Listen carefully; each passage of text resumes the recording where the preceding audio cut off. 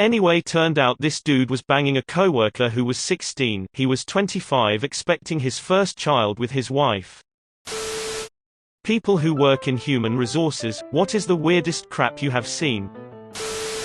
Had to delete someone from the system following him being murdered. Was a bad day. Edit, over the years I've deleted 7 deaths including the murder, 1 pedophile and 1 murderer. The maintenance guy had been living up above the ceiling of the building. He had built a little cubby living area with electricity and a small fridge and everything.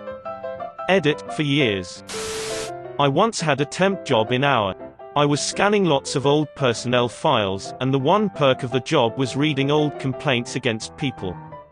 The best one I came across was a mediation caused by one member of staff accusing another of witchcraft. I was a recruiter, and you would be shocked to see what some people actually have as their personal email. Most people have come around to using just their name, but then every once in a while you'll have to verify that Brown Glitter 69 is in fact how they would like to be contacted. An IT guy who worked the overnight shift because he was doing support for our Asia, Europe regions got written up for improper use of company systems. He had dozens of not hundreds of Google image searches related to foot fetish stuff. Like insert celebrity here feet along with other random stuff like cute toes, etc. Like dude, you're in it. You know this stuff is tracked and that your boss could easily monitor it. Guy came into the interview in sweatpants and a hoodie, and said he didn't need the job because of how much money he was making illegally. But he wanted to have a job so the IRS didn't get suspicious.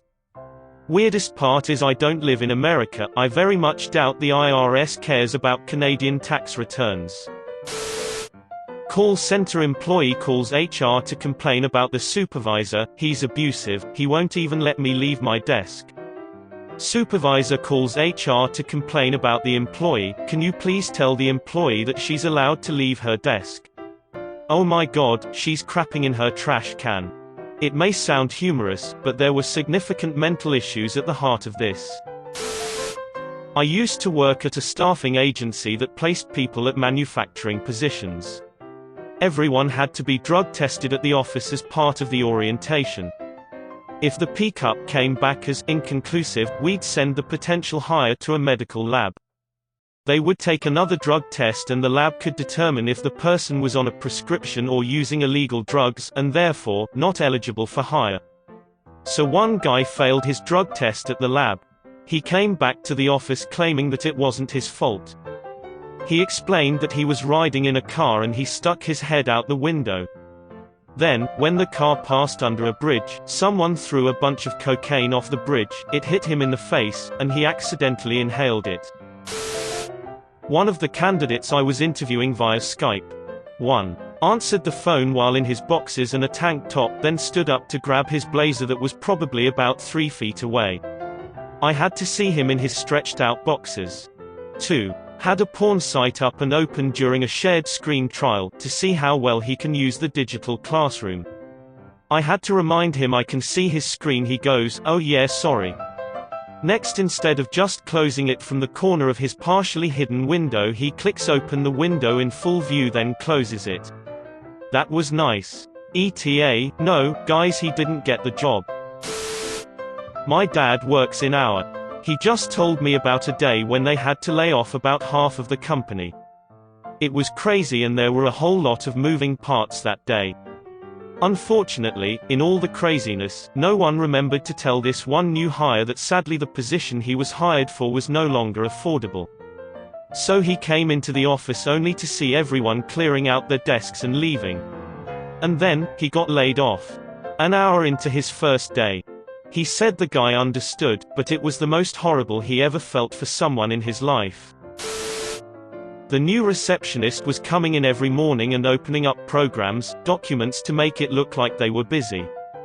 They'd sit with one hand on their mouse and one hand on their keyboard and stare blankly at the screen for 8 hours a day and not do anything. They'd also consistently pick up the phone and hang it up without saying anything so that it would stop ringing. I sat in on their termination, and the employee started screaming at the manager about how they were doing an amazing job, and they had to give them another chance. I was 100% confident that they were just trying to get some easy money and wouldn't be surprised that they were finally getting fired. The whole thing was just bizarre. One of my relatives worked in tech support for a really high-profile company in Silicon Valley during the height of the dot-com boom. Some guy who desperately wanted to work there was emailing his resume to HR 1,000 times every day. Several times a day, the number of emails would get too overwhelming. So the people in HR would just select all the emails in the inbox and delete all of them, whether the emails were from the applicant or not. My relative had to show them how to filter emails from the applicant. I work as an HR for a call center. Entire company has around 500 employees, maybe 250 of them are in the call center.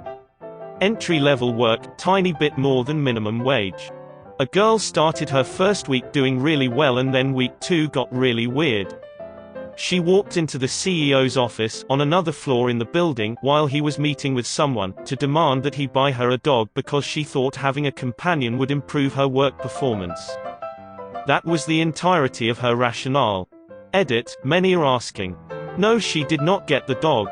I wasn't in the room with the CEO, so I don't know exactly how he handled it.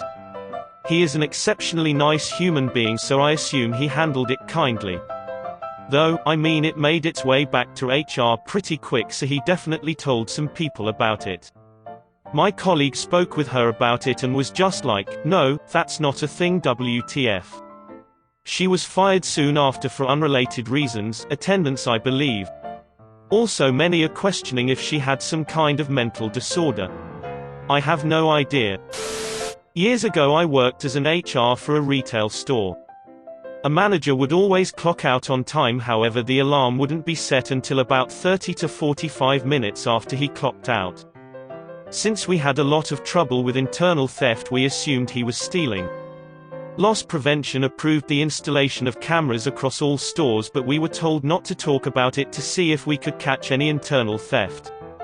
The way the ceiling was set up, the cameras weren't too obvious, but if you knew what to look for it was quite noticeable.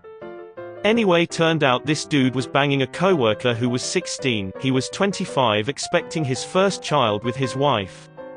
I didn't see the footage, but our regional manager of loss prevention did and had to turn it over to the police.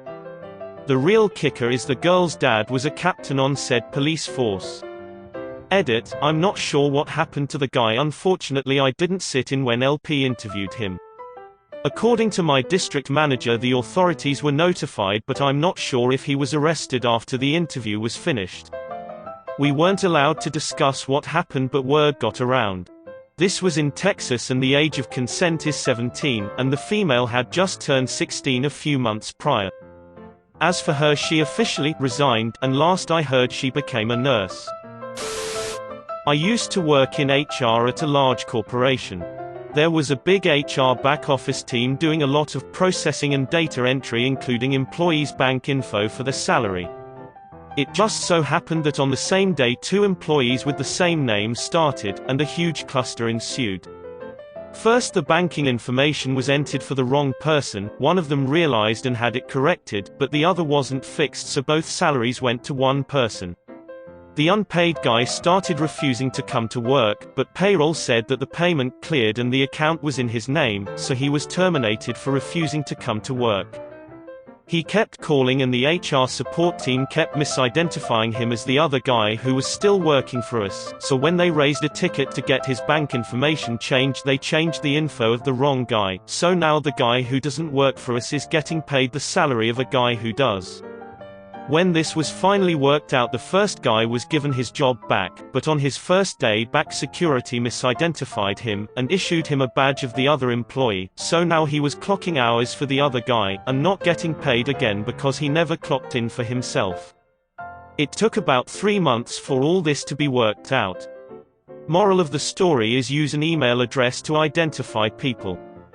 Edit, yes, the employees had unique IDs, the problem was people were searching for them by name and tunnel visioning on the first result. Also, I was suggesting the email can be used to identify people face to face or over the phone. I wasn't suggesting it should be used as the primary key in a database. Like and subscribe for more funny, interesting, and scary r/ask Reddit videos.